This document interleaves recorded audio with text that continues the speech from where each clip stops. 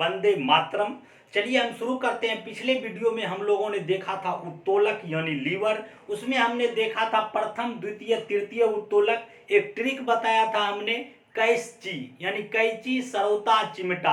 ये प्रथम द्वितीय तृतीय का उदाहरण था और इससे कई रिलेटेड एग्जाम्पल दिए थे।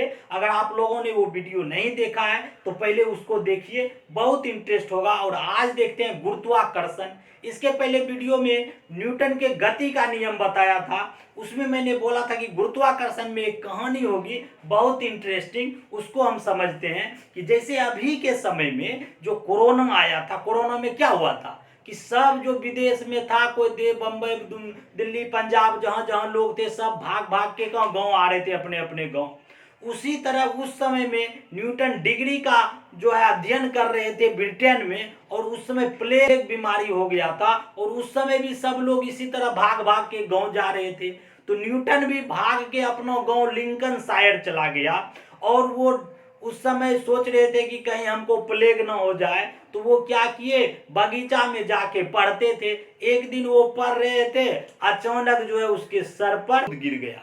अब यही घटना जो यही कहानी जो है वो आज हम गुरुत्वाकर्षण के नियम से जानेंगे। वो जब गिर गया सेब तो ये सोच रहा है बैठ के कि मेरे सर पे ही क्यों गिर गया, ऊपर काहे नहीं गिर गया, चाहे बगल काहे नहीं गई नीचे का। अगर आप लोग में किसी सर पे गिरता तो क्या करते बताइए? कुछ नहीं करते, पहले खाते जम के। लेकिन ये तो बात नहीं है। वो क्या किए कि वो ये बैठ के सोचने लगे, सेब नीचे पड़ा है, वो सोच रहा है कि क्यों गिरा, नीचे ही क्यों गिर गया। तो इस अध्ययन के लिए जब पुनः प्लेग खत्म हुआ और ब्रिटेन गया तो इस पे अध्ययन किया और उसने खोजा गुरुत्वाकर्षण का नियम।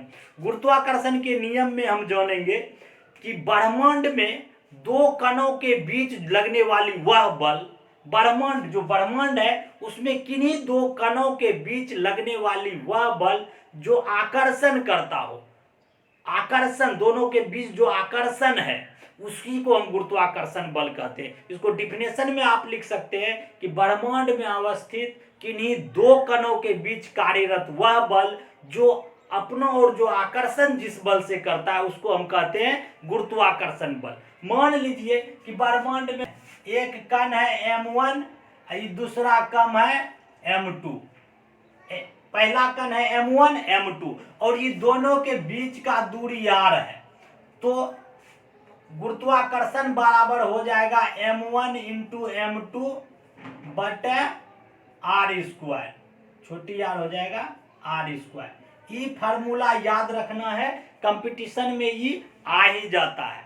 और ये जो गुरुत्वाकर्षण g है इसको बड़ी g से डिनोट करते हैं गुरुत्वाकर्षण बल को। और ये जो गुरुत्वाकर्षण इसका मान होता है 6.67 गुना 10⁻⁻11 न्यूटन मीटर स्क्वायर बटे केजी स्क्वायर। ये भी आपको बार बार कंपटीशन में आ जाएगा, इसको भी याद रखना है कि ये जो गुरुत्वाकर्षण है इसका जो है मान कितना होता है गुरुत्वाकर्षण बल का। अब गुरुत्वाकर्षण बल जो है, इस बल के कारण जो वेग परिवर्तन होता है, याद रखना है, गुरुत्वाकर्षण बल के कारण जब वेग परिवर्तन होता है तो उसको हम कहते हैं गुरुत्वीय त्वरण। गुरुत्वीय त्वरण इसको हम डिनोट करते हैं छोटकी जी से। याद रखना, ये बड़की जी और ये छोटकी जी, ये गुरुत्वीय त्वरण है, ये गुरुत्वाकर्षण बल है, इसमें कंफ्यूज नहीं होना है। और ये छोटी जी का मान होता है 9.8 मीटर प्रति सेकेंड स्क्वायर। ये भी याद रखना, ये जो गुरुत्वीय त्वरण है इसका मान होता है 9.8 मीटर प्रति सेकेंड स्क्वायर।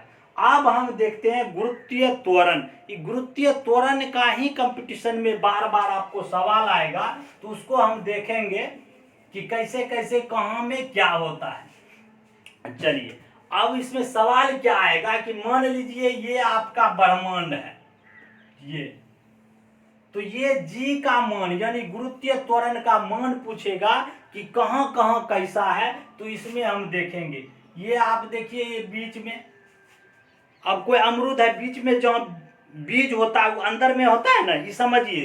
तो यही ये केंद्र है, यहाँ बीच में केंद्र, इसके बीच से एक लाइन हम देते हैं। तो इसी यही है विषुवत रेखा, विषुवत रेखा और भूमध्य रेखा जानते हैं आप, ये है विषुवत रेखा। इसको समझना। अब प्रश्न कंपटीशन में जो गुरुत्वीय त्वरण से आता है बार बार कि ये जी का मान जो है विषुवत रेखा पर क्या होता है, तो इसका आंसर होगा विषुवत रेखा पर न्यूनतम, याद रखना है। अब देखिए इसमें उत्तरी ध्रुव, यहाँ है दक्षिणी ध्रुव, ये ध्रुव पर जी का मान क्या होगा, अधिकतम, ध्रुव पर अधिकतम, एकदम याद रखना है, ध्रुव पर अधिकतम, विषुवत रेखा पर न्यूनतम, ये जी का मान है। अब अगला देखते हैं कि इसमें केंद्र जो है, केंद्र मतलब क्या समझे, जो हम बोले सेब है, सेब के बीच में जो जहां बीज होता है वहां जो है, वहां की बात कर रहे हैं, उसको केंद्र कहते हैं। ऐसे नहीं समझिए बाहर का नहीं बात बोल रहे हैं, अंदर का, ये केंद्र जो है, केंद्र, इस पर जो है मान शून्य होता है, केंद्र पर हो जाएगा शून्य। तो ये याद रखना है, ध्रुवों पर अधिकतम, विषुवत रेखा पर न्यूनतम और केंद्र पर शून्य। अब देखिए सबसे इंपॉर्टेंट जो चीज होगा इसमें कि जब ये मान लीजिए पृथ्वी के सतह से हम ऊपर जाते हैं या नीचे जाते हैं, पृथ्वी का सतह है, मान लीजिए जमीन खोद के अंदर जाएंगे या यहाँ से हम ऊपर जाते हैं, तो जी का मान क्या होगा, सतह से ऊपर नीचे जाने पर घटता है, याद रखना है, घटता है। जी का मान ऊपर या नीचे जाते हैं सतह से तो घटेगा, ऐसा नहीं नीचे जाएंगे तो बढ़ जाएगा, नीचे जाएंगे भी तो घटेगा, ऊपर जाएंगे भी तो घटेगा। अब है कि पृथ्वी का जो घूर्णन है, घूर्णन और परिकर्णन तो आप जानते होंगे, घूर्णन मतलब एक जगह घूमता है, परिकर्णन मतलब सूर्य का चक्कर लगाता है। तो यदि ये घूर्णन जो है, स्पीड घूर्णन जो है बढ़ जाए तो जी का मान क्या होगा, यदि घूर्णन बढ़ जाए, यदि घूर्णन बढ़ेगा पृथ्वी का तो जी का मान घटेगा, यदि घूर्णन घटेगा तो जी का मान बढ़ेगा, याद रखना है। घूर्णन की बात कर रहे हैं, बहुत इंपॉर्टेंट है कि घूर्णन अगर हुआ, घटा अगर, तो जी का मान बढ़ जाएगा। अब देखिए जी का मान जो है और कई चीज में बदलता है, क्या होता है, ये विषुवत रेखा पर, ये प्रश्न आता है कि विषुवत रेखा पर रखी हुई कोई वस्तु यदि पृथ्वी का कोणीय चाल 17 गुना बढ़ जाए, पृथ्वी का कोणीय चाल यदि 17 गुना बढ़ जाए तो ये विषुवत रेखा पर रखी हुई वस्तु का जो है भार शून्य हो जाएगा, क्या होगा, जी का मान शून्य हो जाएगा। ये भी याद रखना है, ये बहुत इंपॉर्टेंट है। नेक्स्ट वीडियो के लिए देख